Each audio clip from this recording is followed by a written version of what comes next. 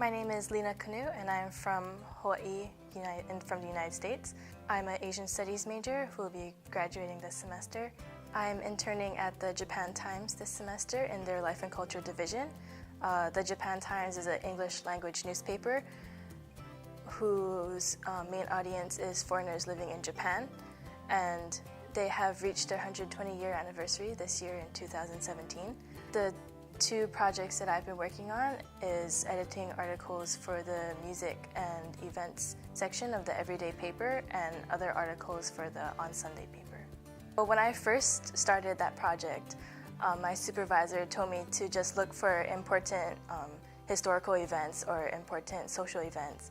So that's what I picked, and I went to him and I showed him the articles that I picked. But then I told him, oh, the ones from 100 years ago were really interesting. Like, they had so many articles that you wouldn't really find in a newspaper anymore. So I told him about this one that there's construction happening in a park because they were going to try and build a building there.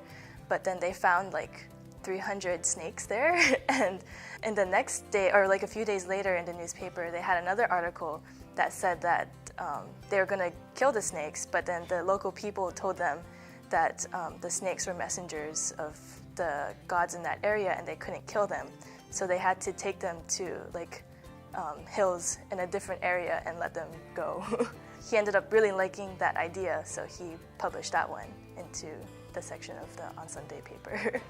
One of the biggest challenges that I faced at my internship was learning how to write like a journalist. I am an Asian Studies major, and the people that the Japan Times usually hires for interns are communication majors who have experience with journalist writing and publishing. But because I don't have any of that experience, I'm used to writing essays with just hard facts. I had to learn how to write as a journalist with colloquial language and sayings to help engage the reader and make it more interesting for them. What I enjoyed the most about the internship was reading all the articles. They were usually about music or culture-related things in Japan, and so they were in my interest range, and so they were usually about things that I didn't know about, so it was very interesting to read about them for the internship. And I also enjoyed fact-checking the articles because when there was a mistake in the article and I corrected it, I felt accomplished, like I did something to contribute to the article. After graduation, I would like to work for a travel agency. With the 2020 Olympics coming up, I think there will be many opportunities for that. Specifically, I want to work as the person who coordinates tours for foreigners coming to Japan in order to share with them what Japan has to offer. My message to future interns is to pick a company that does something that you're interested in.